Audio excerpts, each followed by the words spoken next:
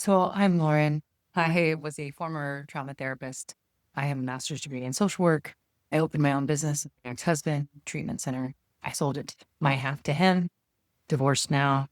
Just got a payment from one of our properties that sold, and it's been really good. So I did pay off some final debts today. I'm still waiting on the loan payoff for my car, and then I'm actually going to be getting a different car. But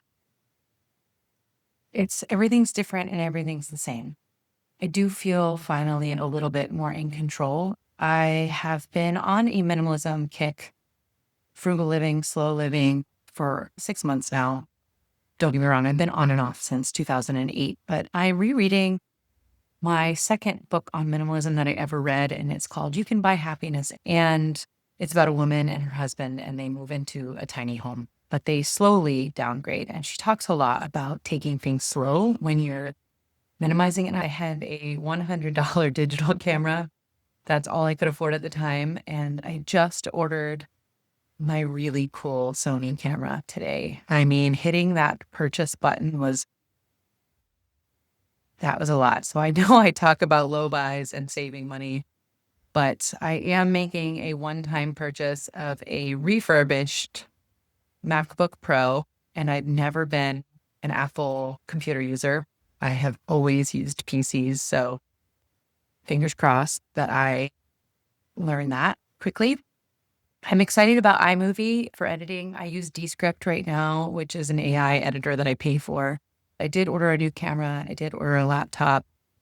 I searched the interwebs for what would last me for a decade, and both of these popped up. So I am going to be purchasing the Sony EV1 and a MacBook Pro refurbished in 2024. Yeah, I'm very excited. The MacBook I ordered is 528 memory storage instead of 1 TB, which for video, I'm not sure exactly. I do film quite a bit, but I can always get external storage if I need to. So I digress. I'm so excited and so nervous. And I think there's a long line of women in my ancestry who would be proud of me. I know they are. I'm proud of me, and I'm trying not to cry. What minimalism means to this single mother and financial freedom means is also just general freedom. Freedom from a controlling environment or an angry environment to a peaceful, quiet one on my own, and believing that I'm capable. And I can see that there's grief within me around these subjects still. As a former trauma therapist, I don't want to get too much into the story. I don't like labels. I don't like indulging in past hurts. I don't believe that it's helpful. But I will say something that happens for me when I'm minimizing my things and getting off of short form content, which I've also been off of for a week now, and reading books again that are invoking all kinds of different emotions, is that some things that I maybe didn't deal with from the past have shown up. So that's normal. Like I said, I read the book that I'm rereading in 2008, and I'm rereading it now, and it's 2026. So a lot of people might think, wow, you've been on your minimalism journey for a really long time and you're still not there. So the first book I read was Your Money, Your Life by Vicki Robin and Joe Dominguez on retiring early and understanding that you're essentially giving your life for this exchange of money. And so then you start thinking of things in terms of, am I willing to give my life for this shirt or for this job or for this home, et cetera? And generally the answer starts to become more and more no. And one of my favorite creators is Timothy Ward, and he talks a lot about not just freedom of time, but freedom of spirit and not being worried about where it's all going to come from. And this whole security addiction idea that we have, that we can be secure if we just have enough money saved away. But, the stock market can be unstable. The housing market can be unstable. I do own a fourplex in Florida, and it does in some way, I think, because it's physical feelings of reassurance. But if I weren't able to pay my property taxes and, someone could take it, the government could take it from me. So all we really have is ourselves. I do feel the pressure of course, taking care of my little ones, but if we had to camp on the beach, I think we'd be okay. We're really good at foraging. I know some really good spots for some wild avocados. So I am focusing right now actually on increasing my survival skills. I really want to take a sewing class, but all of them are full, all the ones I want to take. I feel like there's a revolution happening, that people are going more analog and wanting to just learn forgotten skills. I know a lot of us elder millennials were obsessed and still are some with homesteading. And I would love to own a piece of property here in Hawaii at some point and be a good steward of the land. I really want chickens. But if I rented forever too, that'd be fine. And I understand culturally that may be more appropriate. So just have to give that caveat. But I am a minimalist. I am sort of still in the midst of paring down. I've really pared down as much as I can for this apartment, but I think we're about 1,200 square feet here. It's a 3-bedroom, 2-bath. Me and my partner and my 2 little kids live here, and my cat. And I'm just starting to realize it's still too much space. We pretty much only spend time upstairs, except for the girls sleep downstairs. I really am looking forward to my fancy, fancy camera. I had a Canon 90D that was amazing and I loved it, and I had to sell it to pay some bills. Like I said, the money from this house has been a long time coming. I do have a monthly income. I was not watching my spending, and yeah. A lot of that time period of my life has gotten me into the time period I am in now, and recognizing that